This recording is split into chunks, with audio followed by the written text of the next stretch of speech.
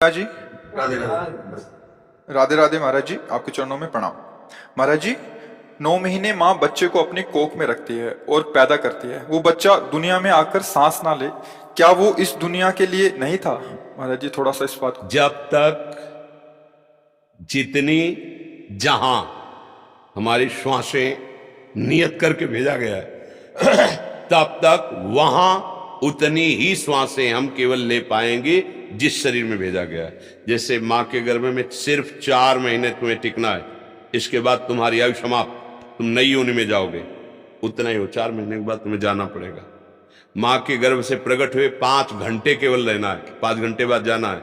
ये हमारे इस जन्म का थोड़ी है, अभी तो जन्म ही नहीं हुआ। ये पूर्व कर्मों के अनुसार शुभ और अशुभ कर्म से इस शरीर की रचना होती है।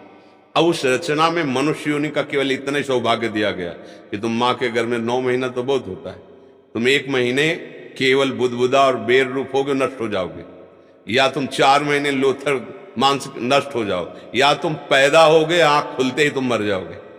विधान है, अगर विधान है तो 80 वर्ष जियोगे, 100 वर्ष जियोगे। इसका नाम मृत्यु लोक है।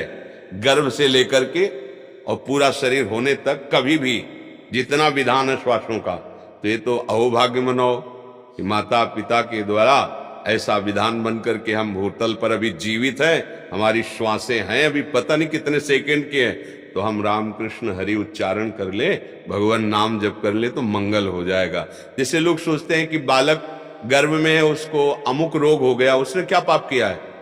वो बालक नहीं है, उसको नया कपड़ा मिला है, वो बहुत पुराना है, वो पुरातन जीव है। अनंत जन्मों से नाना प्रकार के कर्मों को करते हुए वो अपनी पोटरी लिए घूम रहा है, शुभ और अशुभ की। उसी को विध्वंस करने के लिए मनुष्य देह मिली है। ये जो अवसर मिला है, तभी तो कहा दुर्लभ हो मानुषो देहो, दुर्लभ बात है।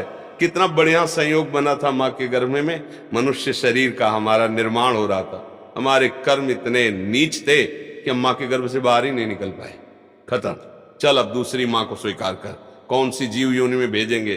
इसीलिए कर्म का दंड अवश्य में भोक्तव्यम कृतम कर्म। अब हम लोग अज्ञानी है, सोचते हैं यार उस बच्चे ने क्या किया था जो अभी गर्भ में है, उस बच्चे ने क्या किया था जो अभी घुटने के बल चल रहा है, उसने कौन सा ऐसा बड़ा पाप किया। वो बच्चा नहीं है, वो अनंत जन्मों से शाश्वत ईश्वर का अंश है, और उसने खूब मनमानी की है। किसी एक सूचना पे वो गृहस्थी से बाबा जी बने, और जन्मभूमि से कुछ किलोमीटर जंगल पड़ता है, वहां कुटिया बनाई और एक लंगोटी पे रहते थे। किसी भगत ने उनको गाय दान की, गाय 10-20 हजार की जो भी हो, उन्होंने बेचा। अब शराबियों को पता चला तो पैसा लेने के कारण कहां रखा है उनकी पहले दोनों आंखें निकाली, उनका पेट फाड़ दिया और पेड़ पे टांग दिया उनको, और लूट ले गए। जब ये बात हमें सुनने को मिली, एकदम एक लगता है ना कि भगवान के लिए उन्होंने घर गृहस्थी और वेश बनाया, लेकिन पीछे उन्होंने जो किया उसका हिसाब ये है। जैसे बचपन से हमें याद नहीं हमने किसी को ऐसे कष्ट दिया हो, बाबा जी है, किडनी दोनों फेल है, डायलिसिस, अभी थोड़ी देर में डायलिसिस में चले जाएंगे। क्या भीष्म जी कह रहे हैं, मैंने प्रभु कई जन्म देखे कि हमने किसी को दंड नहीं दिया, 6 महीने से बाणों की सैया पे पड़ा हूं। भगवान ने कहा कितना देखा? बोले 100 जन्म। बोले और आगे बढ़ो यहां तो पूरा रजिस्टर भरा पड़ा है।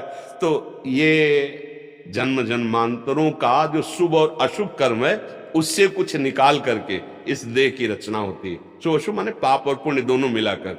इसे केवल पाप तो यातना दे, केवल पुण्य तो देव दे, और पाप और पुण्य मिश्रित तो मानव दे। कितने समय तक ये है। इस ऑफिस में भेजा गया, सरकारी हुक्म हुआ ट्रांसफर आज ही, आज अभी बस्ता नहीं रख पाया, ट्रांसफर भागना पड़ेगा। सरकारी आदमी हो, भगवान के अंश हो, चलो दूसरी सुकरयोन में चलो। कुकरयोन अनंत जन्म भटकने पड़ते, तब कहा गया दुर्लभ हो मानुषो देहो। लेकिन सावधान, देह नाम क्षण भंगिरा, एक क्षण में नष्ट हो जाने वाला है। तो क्या करे? तत्रापि दुर्लभम मन्येत वैकुंठ प्रिय दर्शनम। भगवान श्री हरि के प्रेमी जनों का दर्शन करके उनसे सीख ले लो कि जीवन सार्थक कैसे होगा।